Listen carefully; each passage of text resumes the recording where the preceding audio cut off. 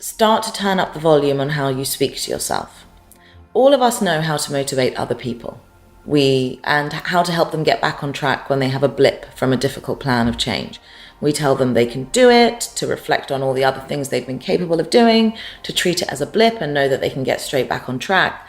And yet so often when we let ourselves down, even if it's that we've locked our keys in the car or dropped the ball in some way, the way we speak to ourselves can be really quite abusive. This is the Ideas Lab podcast, where you can learn from great creative and entrepreneurial minds how to turn your ideas into original businesses, books, and brands. Because in a crowded world, it pays to stand out. This is your host, John Williams, best-selling author and founder of the Ideas Lab London.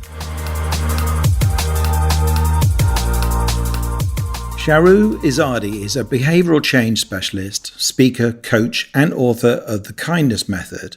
The Kindness Method is a great book that shows how, by being kind to yourself, you can really make a big difference to addictions and bad habits. So whether it's something around food, exercise, smoking, drinking, or something else, if you follow the process in the Kindness Method, you can make a big difference without feeling like you're having to have incredibly strong willpower and without being cruel to yourself. So that's a very appealing concept, and unsurprisingly, the book's been really successful. It's number one in some of its categories. What I like, though, about Shahroo is that although it's a very approachable book and a very approachable method, it's based on real experience. She provides relapse prevention coaching and support groups at a recovery house for young women. She's worked in addictions for quite a few years, and her work has drawn the attention of BBC Radio and Telegraph, Red Magazine, many other publications. She's got a second book coming out in January 2020, which is a follow-on from the Kindness Method. So I was really pleased when Shahroo agreed to be on the Ideas Lab podcast and give us a brief overview of the ideas behind the Kindness Method. So if you've ever tried to change a habit in order to improve your life and it hasn't worked, or it's felt like really hard work, then do have a listen to this and understand how the Kindness Method might just be a better approach for you. In fact, Shahroo describes how in her own life she struggled with her weight for many years, lost weight and then regained it until she applied the Kindness Method to her own life, at which point she lost and kept off over 8 stone.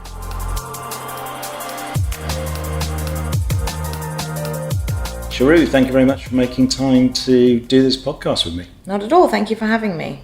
Now, I saw you recently give a talk about the Kindness Method, which is the name of your new book, which is going wild at the moment.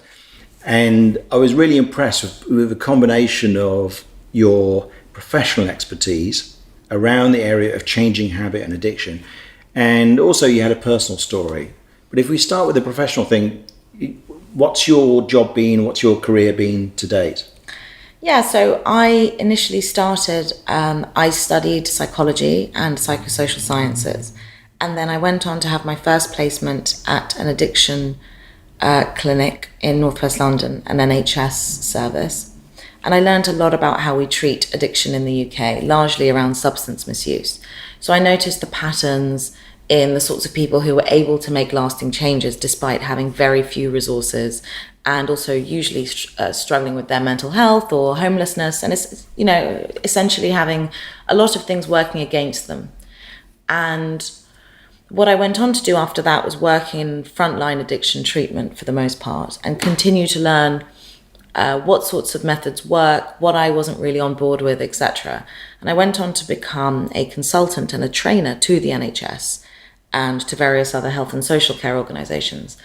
And I noticed that when I would go around training staff, nurses and multidisciplinary teams on how to motivate their patients and clients, they started coming up to me at the end and asking if they could use those exercises on themselves or with their partners for smoking or drinking or overeating, as opposed to just more harmful drugs. And I knew that they were absolutely right in thinking that these methods would be applicable across the board, because I had used them on myself to lose 8 stone in weight. Wow.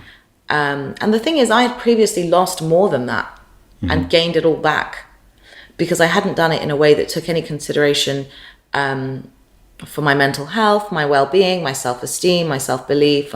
I was always doing it in a very punitive and cruel way, where I just thought I was bad and I was weak and I needed to be hungry. And so, of course, it wasn't sustainable. I would reach my goal weight and then I wouldn't stay there. So what I realized was, through my experience of working with the healthcare workers, through my experience of using these written exercises on myself, that I was onto something here, and that there was a gap in the market for handing people tools that they could use on themselves that didn't cost much. So I continued to sort of practice what I preached, and I went to the School of Life and I asked them if I could pitch a workshop about habit change, where no one had to tell me what habit they were there to change, and that it would be applicable to everyone. And it kept selling out. And they very cleverly booked it in on the third week of January, which I've since learned through private practice is the most popular week to get inquiries. That's when your resolutions are failing. Exactly, precisely. So I did this workshop and I kept putting it on. And for a brief period, I became a faculty member of the School of Life. And then this journalist contacted me and she said, I want to drink less. I don't want to stop drinking. But I don't know how to do it. I'm always the last one at the pub, etc., etc. And I knew from my work in addiction treatment and my personal knowledge of having sort of geeked out on what was working, I had gone to an Overeaters Anonymous meeting, which follows the same 12-step abstinent model as an Alcoholics Anonymous meeting. But of course, you can't be abstinent from food. And so what I learned was the people in the Overeaters Anonymous meetings were managing to change their behaviors by becoming more self-aware and creating bespoke plans of change, despite having to deal with their substance of, their problematic substance all day, every day, and knowing it would be everywhere. And so I thought, why can't we just apply the same to alcohol? So I helped this journalist. She wrote an article about it. I woke up one day and had hundreds of emails, quit my job, set up a private practice. One of those emails was from an agent to write a book, wrote a book, which is now coming out all around the world. And that's what the kindness method is. Yeah. So this is fantastic. So this is a method, change your habits. So if you want to lose weight, drink less, stop smoking, but actually change almost any habit. The idea is that you can do that without the self-flagellation, and you can do it by actually being kind to yourself. Is that a fair summary? How do you describe it as differing from some of the methods that people choose for themselves? I think very often when we choose to change, we're so fed up with ourselves that we start from a place of being quite cruel, of concentrating what's wrong with us, where our weaknesses are, and what's wrong with our habits.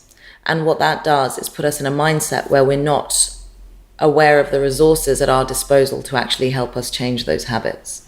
And it's the strengths we need to focus on. It's our strengths in order to be able to push forward in those times when it's inevitably going to be difficult to create new habits.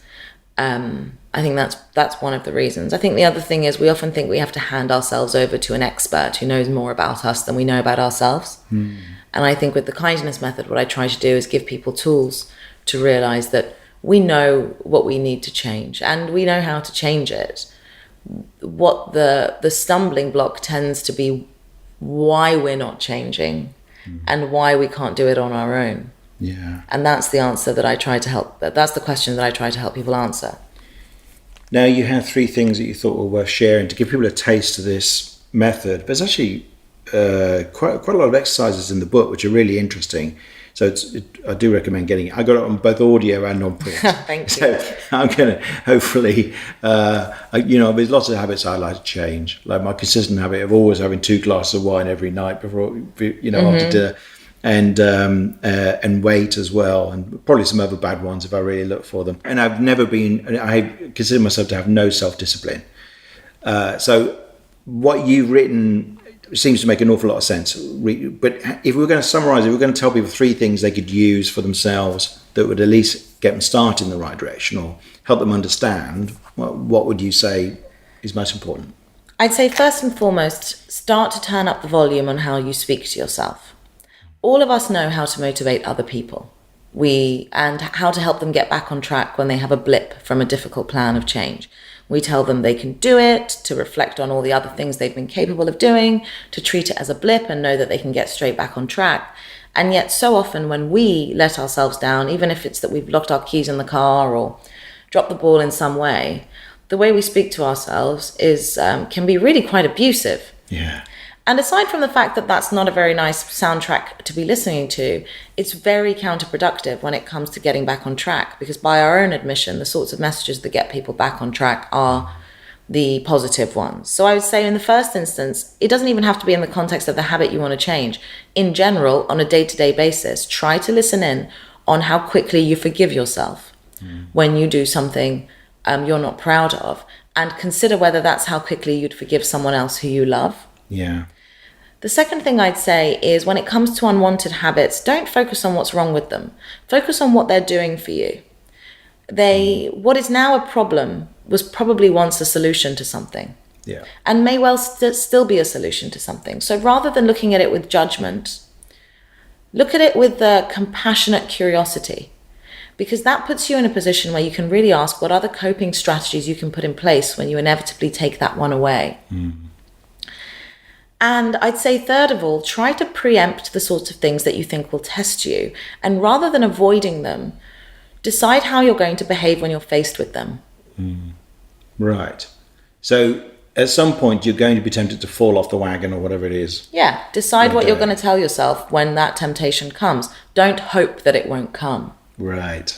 And I think that's what a lot of us do. We think, I'm changed now, I'm fixed, everything's sorted. And I think what that does is it really sets us up to fail. And it really feeds into what a lot of all or nothing catastrophizing that a lot of us do. Like, oh, I've ruined it now. Yeah. So there's no point. I might as well start again on Monday, and all these sort of... I ate a chocolate bun, my whole diet's blown. Forget Exactly. Whereas if you spoke to yourself the way that you'd speak to someone else, you'd say, just the chocolate. Yeah. Really, it isn't that isolated habit that will throw you off plan. It's the conversation you have with yourself about it that dictates what the next habit is after that, which will create accumulation of habits that will throw you off plan. That's interesting. It makes me wonder, actually, whether it, and you probably know the answer to this question, whether it will work for things like depression and anxiety. Because what I've noticed is that people who get depressed, and I've certainly experienced that myself, but often the reason you get depressed is because when you get down about being down. So there's a sort of feedback loop, which is, if I feel bad, then I must be, that's an indication of something bad. And so it kind of feeds on itself in the same way that if you get anxious about being anxious, you can end up having panic attacks, which I did when I was younger. And so if you interrupted that and brought in a kind of kindness and a bit more forgiveness around your moods, I would imagine. I mean, have you done any investigation around depression and anxiety rather than habit change? I think we need to be incredibly careful if we talk about depression and anxiety and mental health diagnoses. That is not what I do at all. Right, yeah. I think low mood, behavioural activation, anxious thinking patterns are one thing. But no, I don't profess to be able to help people with clinical diagnoses at all. And I think there's all sorts of other things at play that I wouldn't have the audacity to comment on. Yeah. And I really like the fact that in your book, you can see that there is a solidity of, you know what you're talking about. So this isn't something you just made up last week. You know, this is based on many, many years of... How many years have you been working in addictions? Not that many, maybe 6, 7, 8. Not long, actually. What I did for the most part is I've read a lot. Right, yeah. So I would pick up one idea at work, and then I would go and read everything about it. Yeah. Whether it was acceptance and commitment therapy, or mindfulness-based relapse prevention, or dialectical behavior therapy, or cognitive behavioral therapy, or relapse management, or disease models of addiction. And I had periods of times where I just became obsessed with all of these different theories, and I sort of tried to cut through the jargon and decide what would be helpful in my day-to-day life for me. And what I decided that the sort of litmus test would be, if it worked on me at my laziest and my most resistant, then maybe it could help other people. Do you think there's one overall thing? Is it too simplistic to say, could there be one thing that makes the biggest difference between those who manage to change a habit and those who don't? Kindness towards themselves. Yeah. But also to understand the definition of kindness. So some people will say to me, what if I think kindness is eating donuts for dinner and I want to lose weight? And I will always say, if you treat your body the way that you would want the person you love the most in this world to treat their body, then you will find your definition of kindness very quickly. Yeah, that's nice. I like that. And I really like that thing about treating yourself verbally or in your thoughts in the same way as you would treat a loved one. So if a loved one made a mistake, you wouldn't scream and then go, "You're an idiot." But we call ourselves these things quite a lot. And is it possible to change that, though? If that in itself, our self-talk is such an ingrained habit, that can be shifted. Yes, absolutely. I just think that for different people, we're swimming against heavier currents here and there. I think we need to also acknowledge that some people, a large number of people, experience trauma. Yeah. They are battling with really strong core beliefs from childhood, and it would be far too simplistic. Let's face it, if I could change that, I'd be on the news right now. Yeah. But I think for the most part, we can learn to debate with it. We can learn to observe it. And in the same way that people are adopting mindful practice and understanding, for example, anxious thinking patterns from an evolutionary perspective, in order to try to understand how our brains are trying to protect us, etc. We can start to educate ourselves on observing how those things happen and starting to question them with compassion and saying, oh, is that really fair? Where did that come from? Whose voice does that sound like? Because I wasn't born thinking that about myself. And I think that more academic, more compassionate, more curious approach can certainly help. I mean, I've certainly changed the way that I speak to myself. Yeah. Well, that's fascinating. And if you want to find out more about this, they can get the Kindness Method book, which is also available on as an Audible book. And how many languages is it being translated already?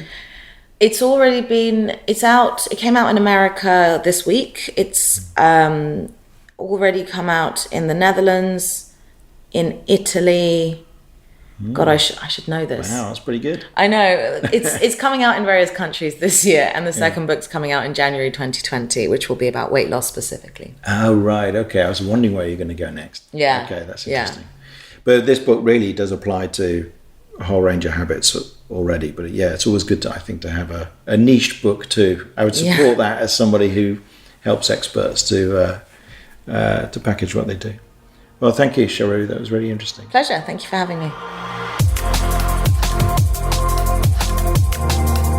Thanks for listening to this episode of the Ideas Lab podcast. Please do subscribe, and if you've enjoyed this episode, it would be great if you could leave us a review. You can get links and details of everything mentioned in the podcast in the show notes, along with photos and video clips from many of our episodes. Just go to theideaslab.org/podcast.